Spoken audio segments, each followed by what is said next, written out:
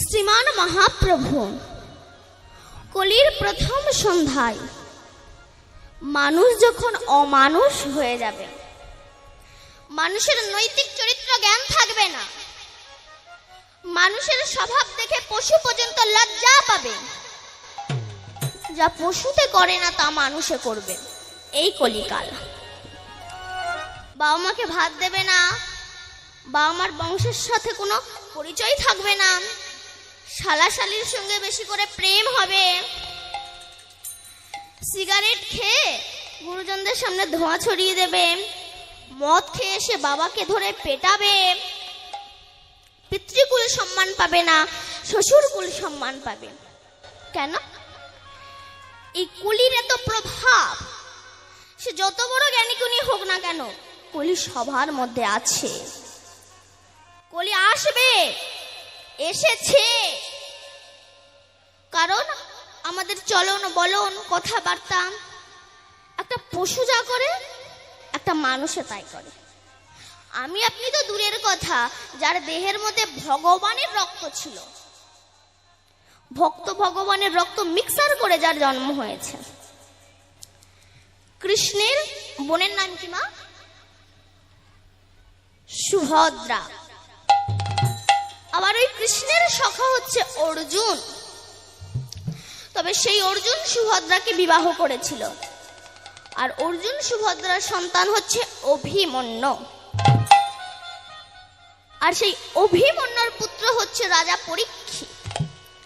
তবে সেই রাজা পরীক্ষিত যদি অধর্ম কাজে লিপ্ত হতে পারে, আমি আপনি তো দূরের কথা। আমরা রাত 2টার সময় শুই আর বেলা 10টার সময় উঠি। পশু পর্যন্ত ভোরবেলা উঠে যায়, উঠে ডাক দেয়, ওরে তোরা ওঠ।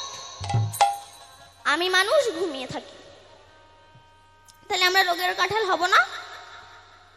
হবই তো, আমরা তো হবই। আমরা সামান্য লেখাপড়া শিখে বলি I M A royal Bengal tiger, আমি সুন্দরবনের বাঘ। তার মানে আমার মতো মূর্খ জগতে আর নাই। জ্যোৎস্না পোকা জানেন মা? যার পেছনে আলো জ্বলে, জানেন তো? ওই জ্যোৎস্না পোকা মনে মনে ভাবছে আমার পেছনের আলোয় জগৎ চলে, আমি জগৎকে আলো দান করি। যেই না বাড়ির মালিক কেরোসিনের ল্যাম্প জ্বালিয়ে দিল, তখন জোনাকি পোকার অহংকার নষ্ট হয়ে গেল, আমার ওপরের বাপও তো আছে। তখন কেরোসিনের ল্যাম্প মনে মনে ভাবছে আমি জগৎকে আলো দান করি। যেই না কারেন্ট এলো, তখন কেরোসিনের ল্যাম্প ডুব মেরে বলছে আমার ওপরের বাপও তো আছে। তখন কারেন্টের আলো গৌরব করে বলছে আমি জগৎকে আলো দান করি, আমার আলোয় জগৎ চলে। যেই না আকাশে চাঁদ উঠলো, অহংকার নষ্ট হয়ে গেল কারেন্টের লাইটে। চাঁদ মনে মনে ভাবছে আমি জগৎকে আলো দান করি। যেই না আকাশে সূর্য উঠলো, তখন চাঁদ মনে মনে বলছে আমার ওপরের বাপও তো আছে। তখন সূর্য বলছে আমি জগৎকে আলো দান করি। যেই না মেঘ এসে সূর্যকে ঢেকে দিয়েছে, মেঘ বলে আমি সূর্যকে শাসন করি। বাতাস এসে মেঘগুলোকে নাড়িয়ে দিয়েছে। তাহলে এই জগতে কেউ কাউকে চলায় না, একজনা চালায়, তাই আমরা চলি। একজনা সুইচ টিপে আছে বলে সারা জগৎ আলো পাচ্ছে। তিনি যদি আলো নিয়ে নেন, তাই গৌর হরি বলে সব অন্ধকার হয়ে যাবে। বিবেকানন্দ তৎকালীন যুগে তিনি গ্রাজুয়েশন পাশ করেছিলেন।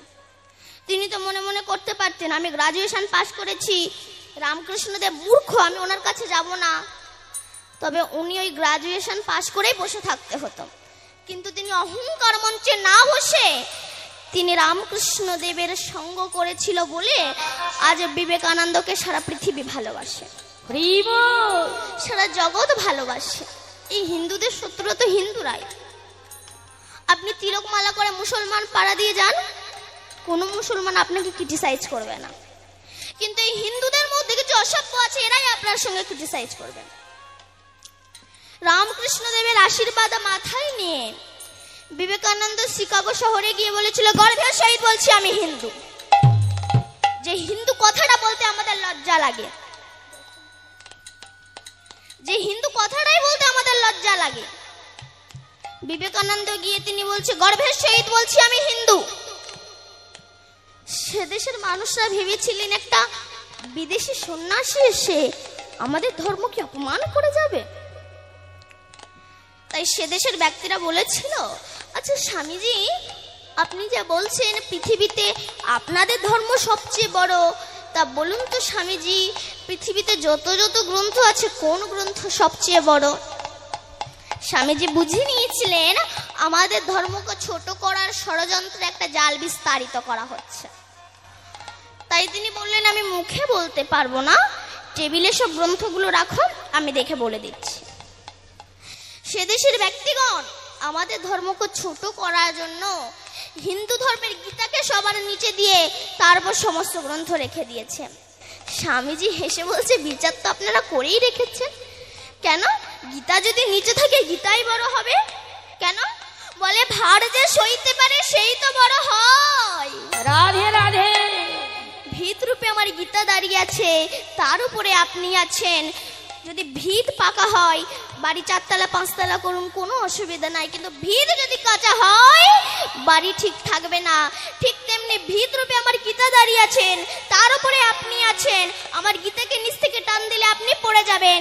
গীতা আছে তাই আপনি আছেন, তেমনি হিন্দু ধর্ম আছে তাই সমস্ত ধর্ম আছে। কিসের জন্য, কার আশীর্বাদের দ্বারা বলেছিল?